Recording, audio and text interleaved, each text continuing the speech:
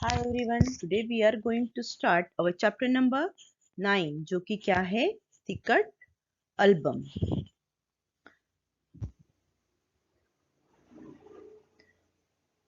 तो बच्चों ticket album होता क्या है ये हम बाद में जानेंगे। पहले ये जानेंगे कि ये पाठ क्या है। तो बच्चों ये पाठ एक क्या है कहानी है जिसके रचयिता है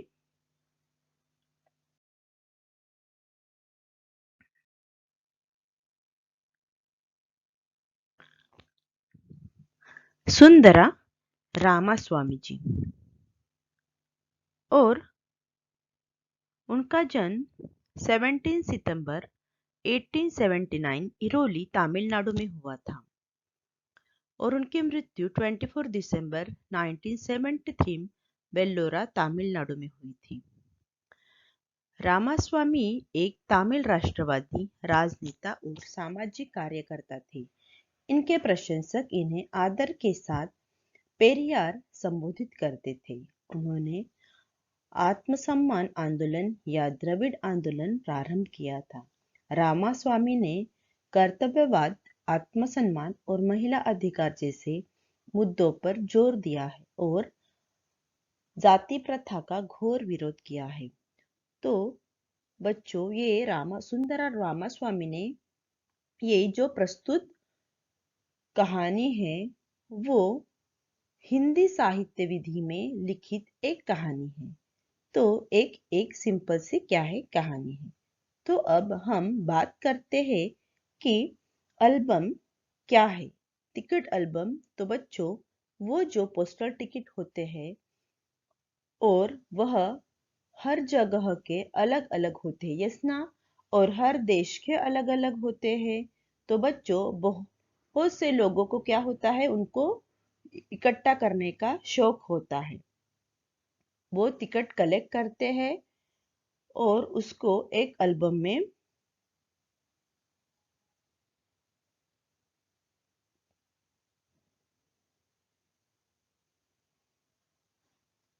क्या करते हैं, एक एल्बम में वो पेस्ट करते हैं जो, और उनको वह कलेक्ट करते हैं। अगर उसमें बहुत पुराने टिकट हो तो वह बहुत एक्सपेंसिव हो जाते हैं। तो इसी को क्या कहते हैं टिकट एल्बम कहते हैं। तो आइए इस पाठ के बारे में हम जानेंगे। तो इस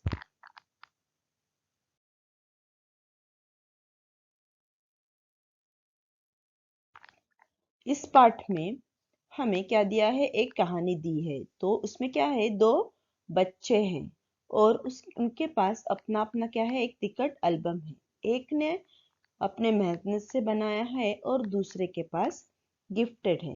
तो आइए देखते हैं इस कहानी के ध्यान से कि एक की चोरी हो जाती है और इस चोरी के चलते हुए क्या होता है, दूसरे के मन में गिल्ट आता है और उस गिल्ट के चलते क्या होता है। तो चलिए आइए देखेंगे। तो सबसे पहले हम पार्ट रीडिंग करेंगे विथ एक्सप्लेनेशन। ओके। अब राजप्पा को कोई नहीं पूछता। आजकल सब के सब नागराजन को घेरे रहते। नागराजन घमंडी हो गया है। राजप्पा सारे लड़कों को कहता फिरता, पर लड़के भला कहा उसकी बात पर ध्यान देते। अभी देखो, एक क्या है, राजप्पा नाम का लड़का है और दूसरे का नाम क्या है, नागराजन है। तो जो राजप्पा है वो क्या करता है, नागराजन पे जलता है और उस जलन के कारण वो सारे बच्चों को कहता है कि नागराजन क्या हो गया है, अब घमंडी हो गया है। लेकिन सारे बच्चे उस पर कोई ध्यान नहीं देते हैं। अभी देखो, नागराजन के मामा जी ने सिंगापुर से एक एल्बम भिजवाया था। वह लड़कों को दिखाया करता। सुबह पहली घंटी के बजने तक सभी लड़के नागराजन को घेर कर एल्बम देखा करते। आधी छुट्टी के वक्त भी उसके आसपास लड़कों का जमघट लगा रहता। अभी जमघट यानी क्या रहता, यानी जमाव, घेराव, उसको सभी बच्चे क्या घेर कर रहते थे। तो देखो, राजप्पा नागराजन पे जलता था। क्यों? क्योंकि नागराजन को उसके मामा ने सिंगापुर से क्या कहा था, एक एल्बम भिजवाया था। और राजप्पा ने खुद की मेहनत से एल्बम बनवाया था। लेकिन अब क्या हो गया है कि राजप्पा के एल्बम को कोई पूछता नहीं और नागराजन को के एल्बम को देखने के लिए सभी बच्चे उसको सुबह जब पहली घंटी होती है स्कूल में आते हैं तभी भी उसको घेरे रहते हैं।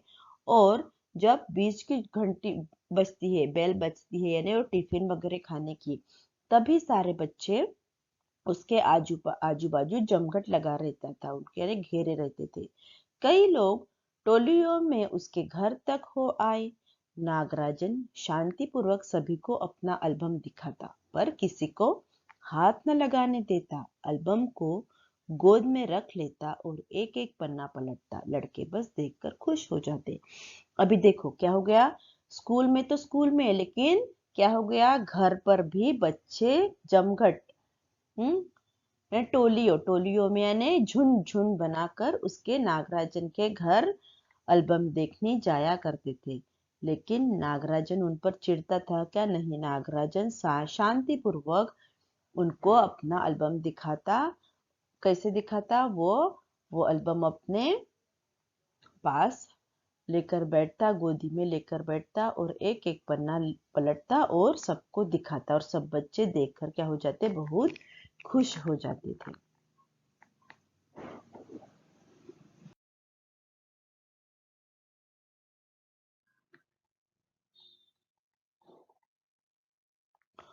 और तो और कक्षा की लड़कियां भी सभी एल्बम को देखने के लिए उत्सुक थी। अभी देखो, लड़के ही नहीं बल्कि लड़कियां भी नागराजन का एल्बम देखने के लिए बहुत उत्सुक थी, बहुत एक्साइटेड थी। तो पार्वती लड़कियों की अगवा बनी, अगवा मीन्स हेड बनी थी और एल्बम मांगने नागराजन के पास चली गई। लड़कियों में वह तेज तर्रार मानी जाती थी। नागराजन ने कवर चढ़ाकर एल्बम उसे दे दिया। शाम तक लड़कियां एल्बम देखती रही, फिर उसे वापस कर दिया। अभी देखो, जो पार्वती थी वो सबसे तेज यानी सबसे होशियार लड़की थी क्लास में, तो वो सबकी हेड बनी और नागराजन के पास एल्बम मांगने पहुंच गई। नागराजन ने वो एल्बम उसको दे दिया और सभी लड़कियां शाम तक मीन्स स्कूल छूटने तक वो एल्बम देखती रही और बाद में उसको वैसे के वैसे वापस कर दिया।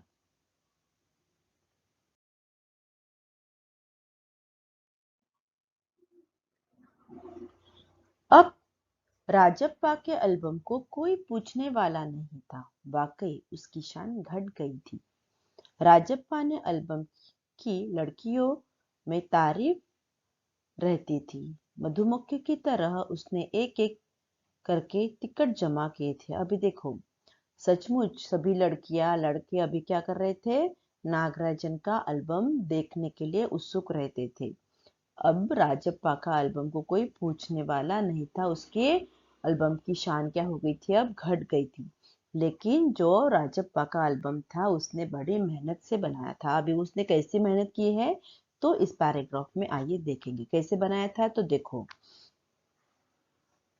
कि मधुमक्खी की तरफ उसने एक एक टिकट जमा किए थे। उसे तो बस एक ही धुन सवार थी।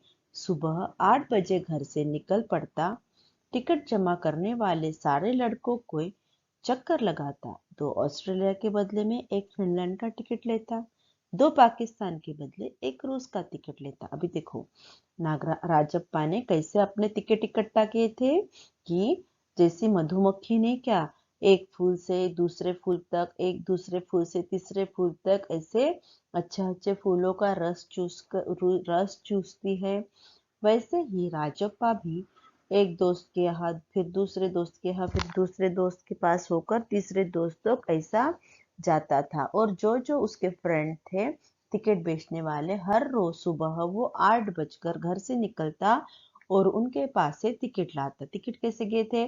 तो देखो, उसके पास अगर ऑस्ट्रेलिया के 4 टिकट होंगे राजप्पा के पास, तो वो क्या करता था, दो ऑस्ट्रेलिया के टिकट उसको दे देता था और उसके बदले एक फिनलैंड का टिकट लेता था, दो पाकिस्तान के दे देता था और उसके बदले एक रूस का लेता था।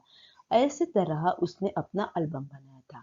और बस शाम जैसे ही घर लौटता, भी क्या होता, राजप्पा जैसे ही शाम शाम स्कूल से लौटता तो क्या करता, बस्ता कोने में पटक देता था और अम्मा से चबेने लेकर जेब के निकर के जेब में वो भर लेता और खड़े खड़े कॉफी पीकर निकल जाता। अभी देखो क्या करता था, शाम के 6 बजे ही वो स्कूल से जैसे ही आता वो बस्ता पटक देता था और अपनी मम्मी से चबेने चबेने क्या क्या होता है, ड्राई फ्रूट्स वगैरह, वो चने वगैरह होते ना, वो अपने पैंट की जेब में रखता था और खड़े खड़े कॉफी पीकर पीकर क्या करता था, टिकट इकट्ठा करने के निकल पड़ता था। 4 मील दूर अपने दोस्त के घर से कनाडा का टिकट लेने पगडंडियों से होकर भागता था। अगर पगडंडियों ने क्या होता है, पगडंडियों ने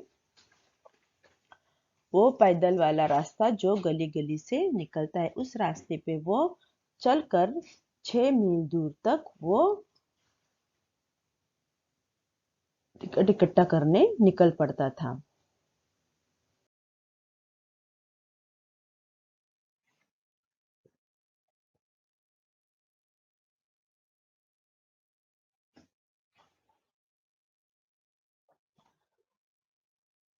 स्कूल भर में उसका एल्बम सबसे बड़ा था। सरपंच ने लड़के ने उसे एल्बम को 25 रुपए में खरीदना चाहा था, पर राजप्पा नहीं माना। घमंडी कहीं का, राजप्पा बड़बड़ाया था। फिर उसने तीखा जवाब दिया था, तुम्हारे घर में जो प्यारी बच्ची है ना, उसे दे दो ना 30 रुपए में। सारे लड़के ठहाका मारकर हंसने लगे। ठहाका मारकर यानी जोर जोर से ऐसे चिढ़ाते हुए हंसने लगे। किस पर? सरपंच के बेटे के। देखो अभी पहले राजप्पा के एल्बम का इतना फेमस था कि जो उनके गांव के सरपंच का लड़का था वो उसको 25 रुपए में खरीदना चाहता था, लेकिन तब राजप्पा को बहुत घमंड था और उसने उस सरपंच के लड़के को बोला था कि घमंडी कहीं का, जाना तुम्हारे घर में जो सुंदर सी प्यारी सी लड़की है उसको 30 रुपए में बेच दो। उसके ऐसे कहने पर वो बाकी के बच्चे कैसे जोर जोर से हंसने लगे थे। पर अब कोई उसके एल्बम की बात तक नहीं करता, और तो और अब बस उसे उसके एल्बम की तुलना नागराजन के एल्बम से करने लगे हैं। अब कहते हैं राजप्पा का एल्बम फिसड्डी है। फिसड्डी यानी कोई काम का नहीं है। देखो अभी जो राजप्पा का एल्बम है उसको अभी पूछने वाला कोई नहीं था। अभी किसकी एल्बम की बात होती है? सिर्फ नागराजन के एल्बम को ही सब पूछते हैं और राजप्पा के एल्बम को सब कहते हैं कि फिसड्डी है, यानी कोई काम का नहीं है। पर राजप्पा ने नागराजन के एल्बम को देखने की इच्छा कभी नहीं प्रकट की, लेकिन जब दूसरे लड़के उसे देख रहे होते तो वह नीचे आंखों से देख लेता। सचमुच नागराजन का एल्बम बेहद प्यारा था। अभी देखो नागराजन का एल्बम इतना सुंदर था, लेकिन जो राजप्पा है उसने नागराजन का एल्बम देखने की इच्छा कभी भी क्या नहीं की, कभी भी प्रकट नहीं की। लेकिन जब बाकी के लड़के उसका नागराजन का एल्बम देख रहे होते थे तो वो क्या करता था कि नीचे आंखों से वो उसका एल्बम देख लेता था। तो उसको पता चल गया कि नागराजन का एल्बम सचमुच बहुत ही प्यारा था। पर राजप्पा के पास जितने टिकट थे उतने नागराजन के एल्बम में नहीं थे।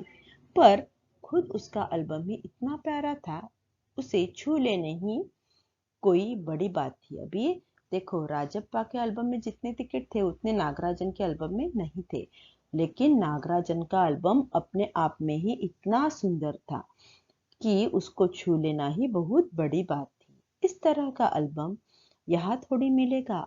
एल्बम के पहले पृष्ठ पर मोती जैसे अक्षरों से उसके मामा ने कुछ लिख भेजा था। अभी देखो राजप्पा सोचता है कि उस तरह का एल्बम थोड़ी ना यहाँ मिलेगा, वो तो कहाँ से आया था, सिंगापुर से आया था। और उसके मामा ने उसके पहले पृष्ठ यानी क्या होता है, पेज, पहले पृष्ठ पर मोती जैसे अक्षर ऐसा ने बहुत सुंदर हैंडराइटिंग से कुछ लिख भेजा था।